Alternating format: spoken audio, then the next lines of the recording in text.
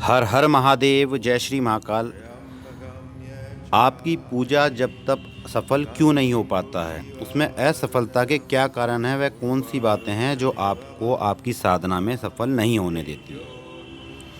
सबसे पहले तो आपका स्वास्थ्य है। यदि आप रोगी हैं, बीमार हैं, तो आप नियमित रूप से साधना, उपासना, सत्संग नहीं कर सकते। स्वास्थ्य को ठीक रखने के लिए आपको अपना जो खान पान है उसमें आपको संयम बरतना पड़ेगा। जैसा खाए अन्न वैसा हो जाता है आदमी का मन। यदि आप तामसिक भोजन करते हैं, किसी भी समय आप भोजन कर लेते हैं, तो उससे क्या होता है, आपका जो मन है उसमें चंचलता आती है। आपके मन में दोषपूर्ण विचार उत्पन्न हो जाते हैं, जिससे आपका मन भटक जाता है। इसलिए हमेशा साधक को सात्विक भोजन करना चाहिए और भूख से कम ही आपको आहार लेना चाहिए।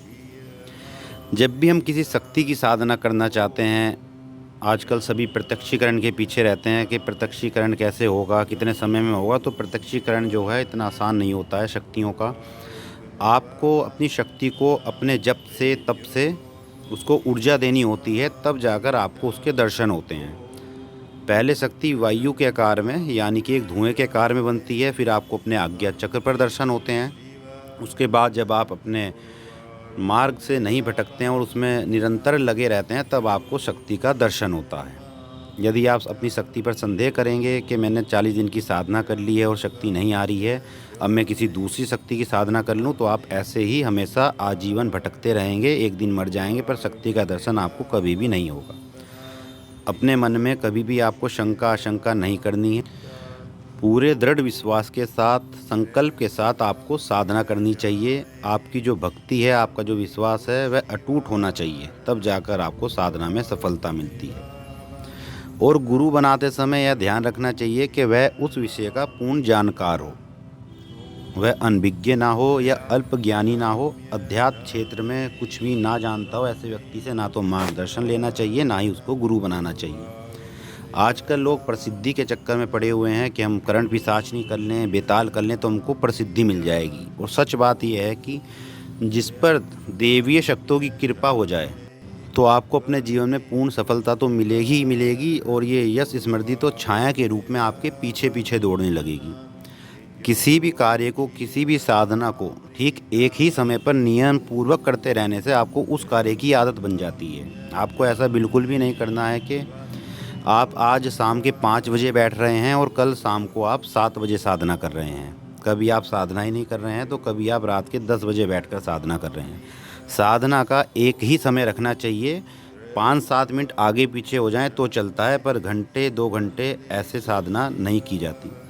साधना के समय आपको फालतू बातों से बचना चाहिए और ज़्यादातर आपको मौन रहना चाहिए। जितना आप अपने आप को समय देंगे, एकांत में रहेंगे, तो आप अपने को खुद से ज़्यादा जान पाएंगे।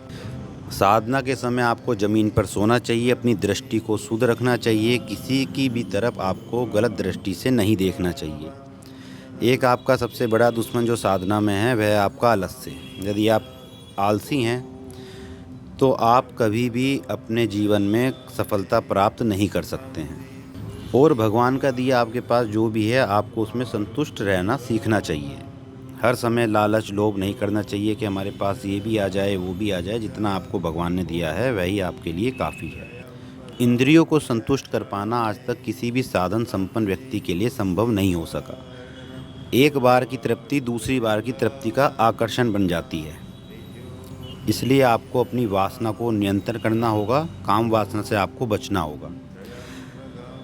अपने वीर्य को ऊर्ध्वगामी होने से ही आपको सिद्धियां प्राप्त होती हैं, आत्मज्ञान की प्राप्ति होती है। वीर्य की रक्षा आपको अमृत के समान करनी चाहिए। यदि आप विवाहित हो, तो केवल संतान की उत्पत्ति के लिए आपको वीर्यदान करना चाहिए, ना कि अपनी मौज मस्ती के लिए आपको उसको खराब करना चाहिए। साधना के समय में आप जितना भी एकांत में रहेंगे, उतनी आपकी शक्ति प्रबल होगी। आप 1.25 महीने की या 3 महीने की जो भी साधना करते हैं, तो उसमें ज़्यादातर आप एकांत रहने का प्रयास करें। टीवी और मोबाइल देखने से बचें। एक समय यदि कोई ज़रूरी काम हो तो आप मोबाइल देख लें, सारा दिन उसमें ना लगे रहें। तो ये कुछ नियम हैं, ये कुछ बातें हैं जो आपको अपनी साधना में सिद्धि और सफलता प्राप्त करवा सकती है। हमारे द्वारा दी गई जानकारी आपको पसंद आए तो चैनल को सब्सक्राइब कर लें, वीडियो को शेयर करें। माँ भगवती महाकाल की कृपा आप सभी पर बनी रहे। हर हर महादेव, जय श्री महाकाल।